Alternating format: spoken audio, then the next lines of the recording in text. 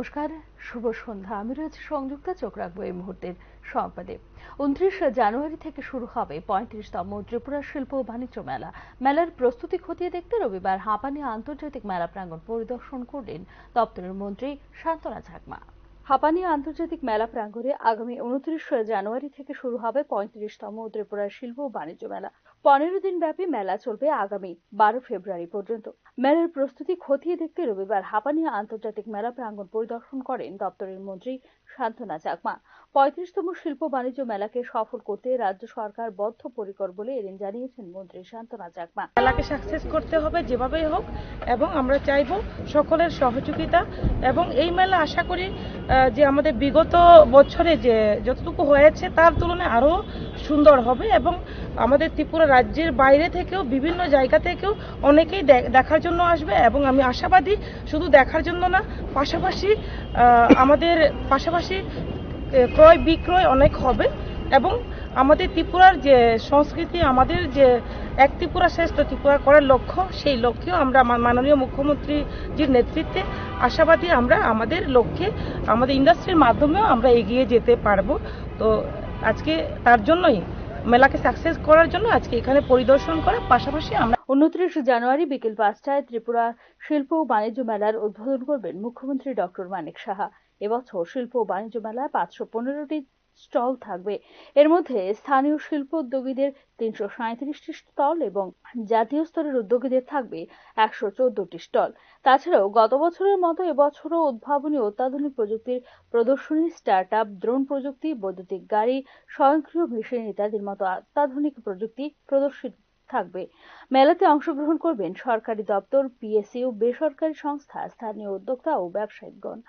আন্তর্জাতিক ও জাতীয় স্তরের খ্যাতনামা বিপণনকারীর তাদের পণ্য প্রদর্শন ও বিক্রি করবেন বলে জানিয়েছেন শিল্প বাণিজ্য দপ্তর।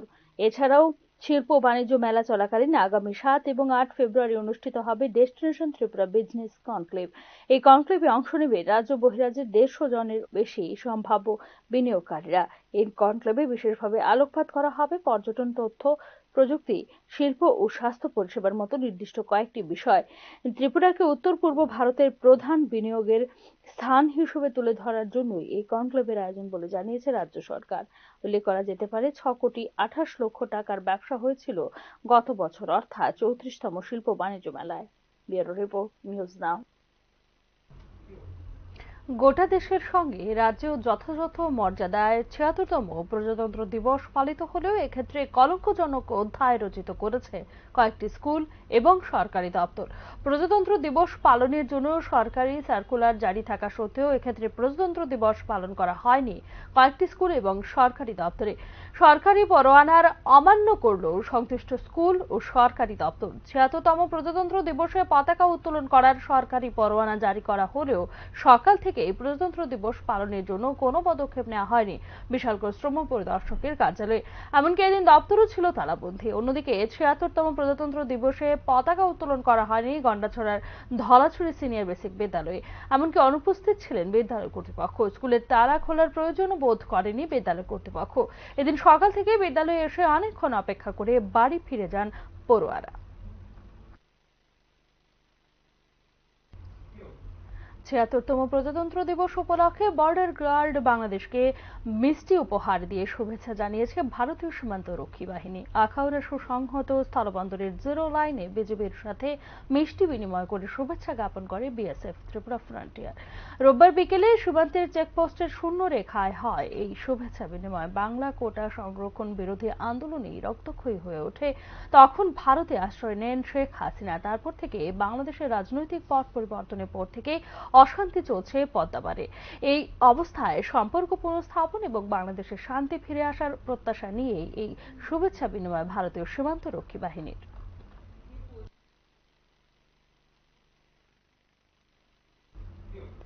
রঞ্জি ট্রফির এলিট এ গ্রুপের ষষ্ঠ ম্যাচে সার্ভিসেসের সঙ্গে পয়েন্ট ভাগ করল ত্রিপুরা। এমবি ময়দানে ম্যাচের চতুর্থ দিন 5 উইকেটের বিনিময়ে মোট 357 রান করে ইনিংসে ডিক্লেয়ার করে দেয় ত্রিপুরা। 276 রানের লক্ষ্যমাত্রা নিয়ে 2 উইকেটের বিনিময়ে 101 রান সংগ্রহ করতেই শেষ হয় দিনের খেলা। দ্বিতীয় ইনিংসে ত্রিপুরার হয়ে অপরাজিত 124 রান করেন মণিশঙ্কর মোরা Singh. Player of the match হিসেবে নির্বাচিত হয়েছেন সার্ভিসেসের বরুণ চৌধুরী।